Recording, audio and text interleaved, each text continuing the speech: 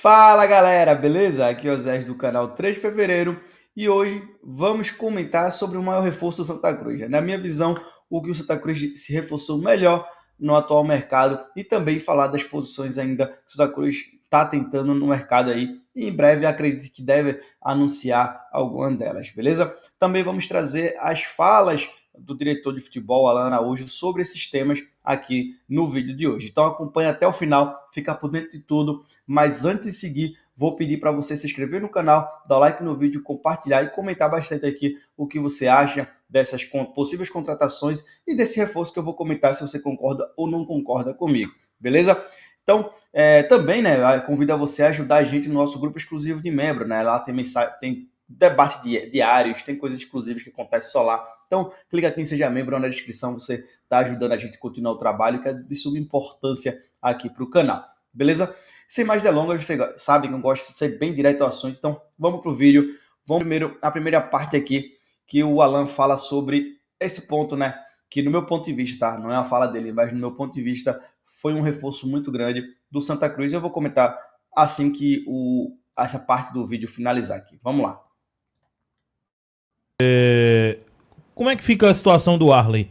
Já tem um nome muito forte aparecendo aí do CEO, né? O Henriques, que já foi inclusive vice-presidente do Bahia. Você já conversou com essa pessoa que tá para ser CEO do Santa Cruz? E o Arley, ele vai seguir? No desenho que está sendo proposto, tá, João? Com os investidores, né? A gente conhece boa parte desses investidores, né? A pessoa do grupo de lá que tem tete a tete dia a dia com a gente tem sido o Vinícius Diniz, né? E dentro desse modelo, ele pretende trazer um nome para ser o CEO, né? Não houve conversa de nenhum dos candidatos com a gente. As conversas têm sido todas diretamente com o Diniz, tá? E dentro desse modelo, além do CEO, você tem um executivo de futebol. E, obviamente, que a partir do momento que a SAF assume, ela tem a prerrogativa de escolher manter ou fazer uma mudança. Mas, até aqui, né, 27 de abril, não houve nenhuma deliberação a respeito disso, não, tá? Estou sendo muito claro contigo, porque o processo ainda está andando lá em cima. Houve, sim, a gente se antecipou a muitas coisas. Você vê que hoje o elenco, a folha subiu, houve decisões em relação à comissão técnica que foram tomadas muito em razão do processo de SAF, né? Mas do desenho no nível mais tático e estratégico do departamento de futebol não houve nenhuma definição até esse momento, do dia 27 de abril, né? Em relação à SAF, você falou muito das conversas com o Vinícius Diniz. Como tem sido? São conversas diárias, reuniões diárias, uma vez por semana? Como tem sido essa transição direta, né? Entre vocês e a SAF? Com o Diniz, as conversas são diárias, tá? Diárias. Diárias, tá? Então, e aí os temas podem ser desde eventualmente a decisão de fazer uma efetiva mudança na comissão técnica, justiça seja feita.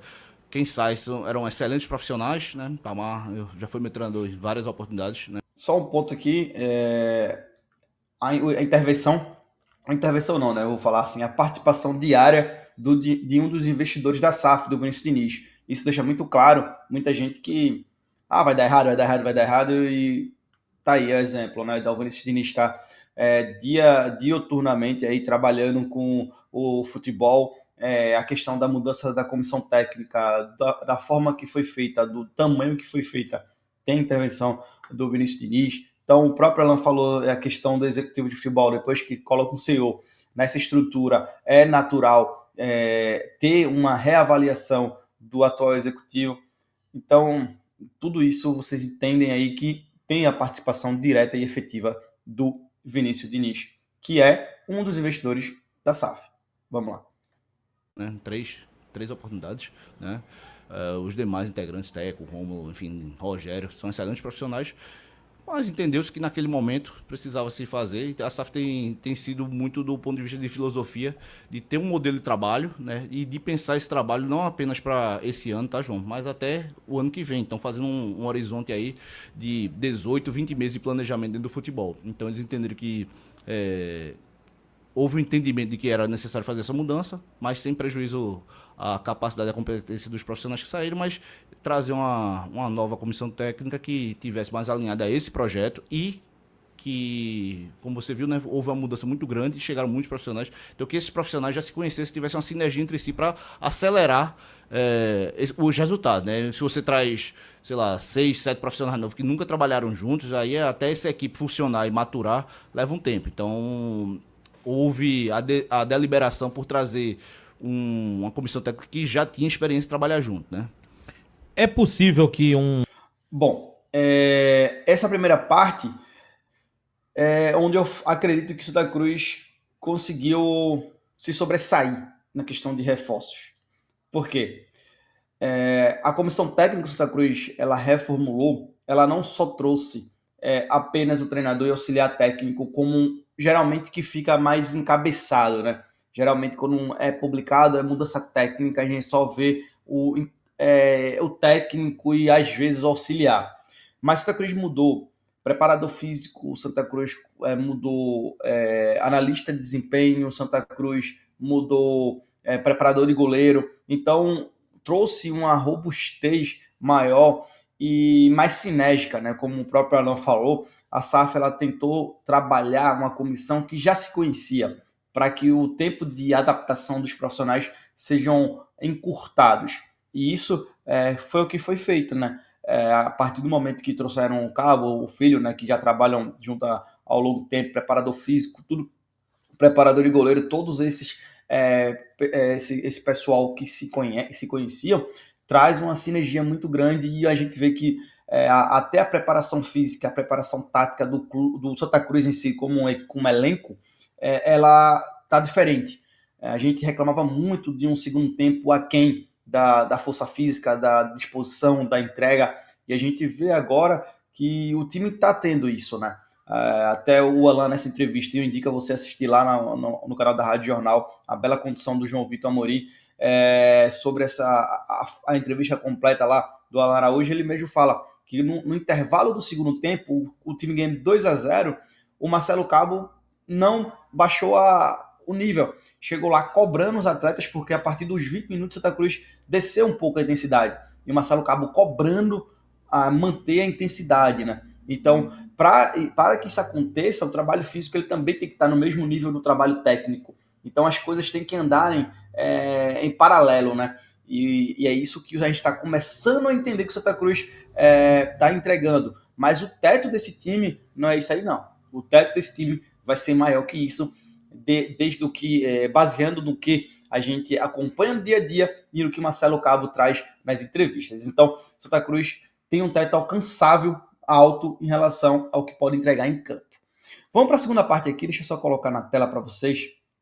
Deixa eu cortar aqui e colocar na tela, que é outro ponto aqui que eu gostaria de mostrar a vocês, que é em relação a contratações, né? Quais posições?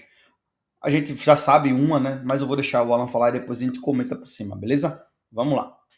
muito tempo que o Santa estava próximo de um lateral esquerdo, depois surgiu o nome do Natan também, lateral esquerdo. Esse nome está negociando com o Santa de fato e tem alguém já perto? Que posições o Santa está atrás? Hoje, João, nosso foco ali, né, nas últimas semanas mudou para a gente dar uma enxugada no elenco, porque obviamente o número estava muito alto e fica difícil o trabalho do dia a dia. Mas a minha visão pessoal, né, compartilhada aí com os demais integrantes aí, com o Diego, com o Arley, com a comissão técnica, é que pontualmente o Santa Cruz deve contratar um ou duas peças no máximo, né? Houve sim uma celeridade maior por uma lateral esquerda, por uma questão momentânea.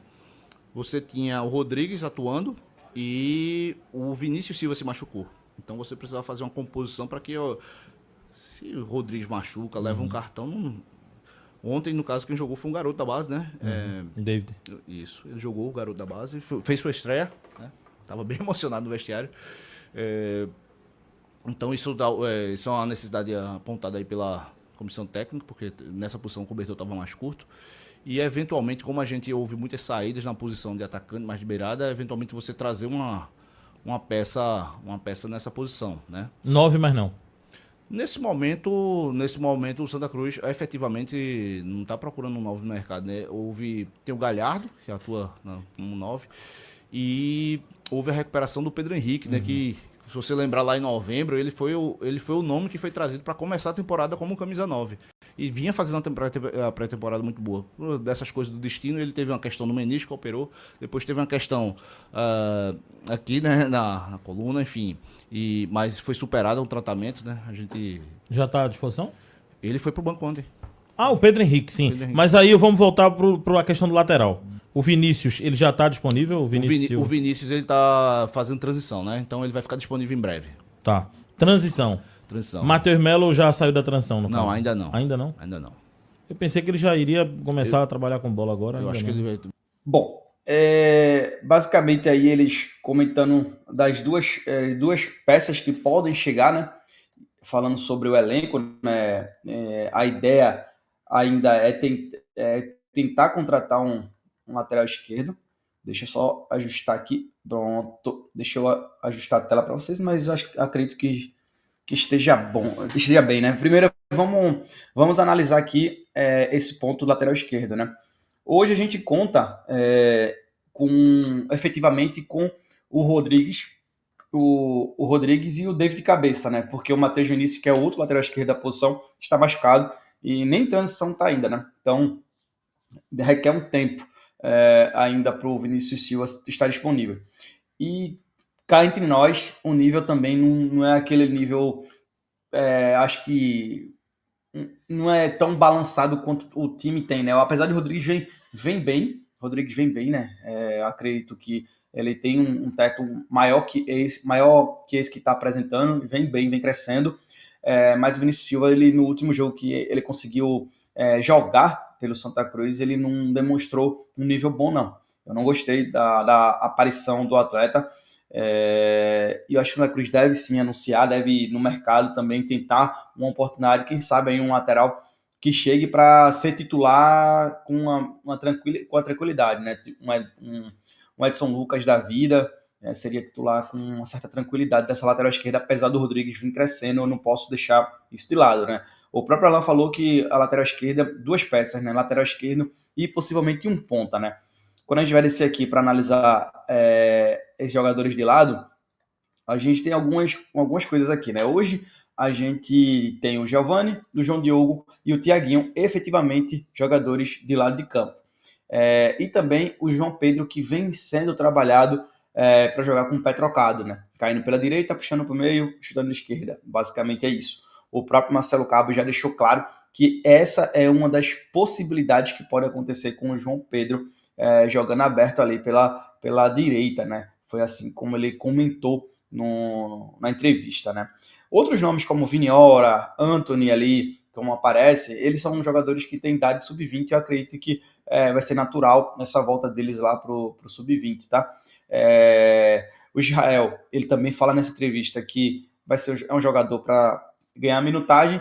E um detalhe grande, né? Sobre 9 que o João Vitor Amorim perguntou se o Santa Cruz iria atrás de 9, o Alan fala sobre o Pedro Henrique, atleta que chegou com a desconfiança, vinha fazendo uma boa pré-temporada e se lesionou gravemente, né? Depois da recuperação da lesão, teve outro problema na coluna, mas agora parece estar 100% e já foi para o banco de reservas e ele vai ser uma opção para substituir o Galhardo. O Tanque é a mesma coisa que o Alan fala nessa entrevista, é um jogador que vem da SAF para maturar, para virar caixa, e Santa Cruz precisa negociar para poder viabilizar o negócio da SAF.